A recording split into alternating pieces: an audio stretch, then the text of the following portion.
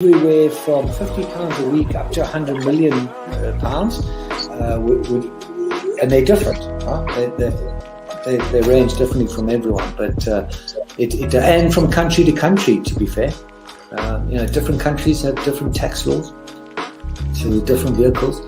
But from your point of view, at the sort of normal end, I'm not going to call it the low end because I'm in that boat as well. It's as tax efficient as you can get it. That's where you start.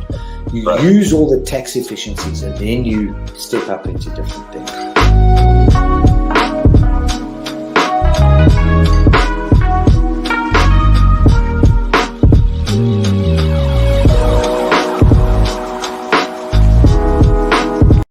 And it gives them something to look at, and it makes them laugh. It makes them laugh. So that's why I do it. Oh, and it could be a really good pickup line as well. Ladies who ask, "Hey, excuse me, so why are you wearing something so colorful?" I mean, hey, you can always have something up on your sleeve. I mean, got me thinking. You want to stand out. Why do you want to stand out though so much, especially with these kind of shirts when you're riding? There must be a purpose behind it, right? Well, when you say a purpose, Nick, what I do, I wear the shirts, mainly one because they're nice and bright. So they make me visible, especially if I'm riding on the road. Okay.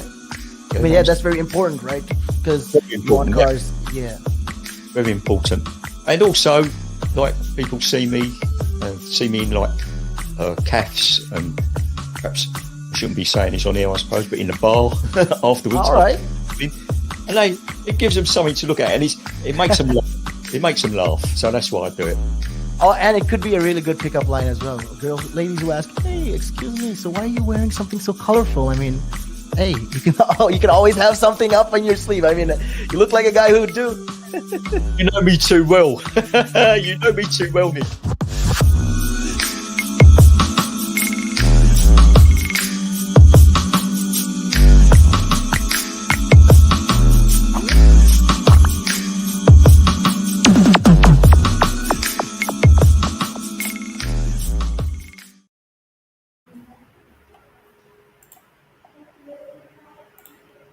Hi guys, welcome back to the show. It is your girl Sarah right here on Relaks Radio, and I'm super excited to be here because although it's the final few minutes of the show, I still have a lot left to share with you. So please feel free to let us know what you're thinking. You can you can actually drop a comment, or let us know what you're thinking about what you're thinking about what we are talking about. All right, so feel free to drop a comment because I can definitely see those comments and I will respond to them and help you out in any way I can. So feel free to do that. All right. And now let's actually, or rather before we actually head into our conversation, I want to very quickly remind you that you can in fact, text us on 078-52473, WhatsApp us and let us know what you're thinking. But obviously something else that you can obviously do is also to go like us on Facebook, follow us on Instagram, Twitter, and TikTok, and also to subscribe to our YouTube channel, because that way you can actually make sure that you're always informed about the very latest. All right. Now, something else that you can definitely do is also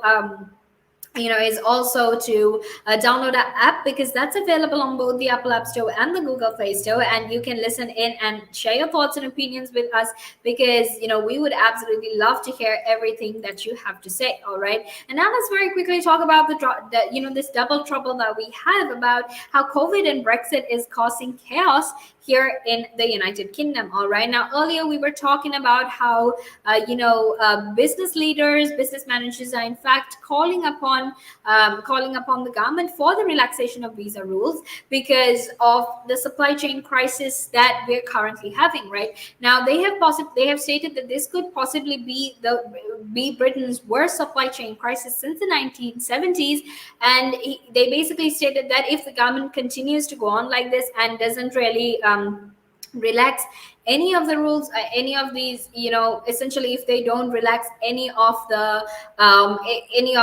restrictions that are currently in place, this could possibly lead to much greater shortages here during Christmas. All right, so that seems to be the biggest issue right now, because last year Christmas was cancelled as well, and this year that could possibly happen if we don't fix this problem as soon as we can. Okay, and it's important to keep that in mind as well.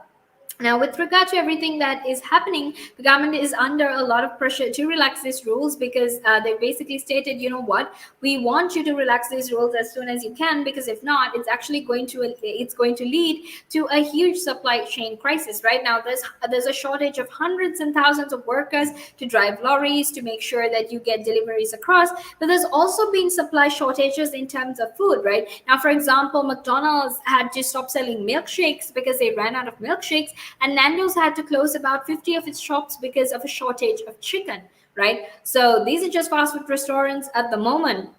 Now imagine when it comes to Christmas, people are going to be demanding so much more. You know, during Christmas, people tend to spend a lot of money, and they tend to spend a lot of, this is the time when people spend the most, right? So obviously, in instances like that, if you don't have enough money, or if you don't have enough supply to meet the demand of the consumers, then that could mean that a lot of consumers will potentially have to celebrate Christmas without having, the things that they want. All right. Now make sure to stay tuned, because we're going to head into a small break. And after that, we will be back to discuss this further. So until then, make sure that you stay tuned.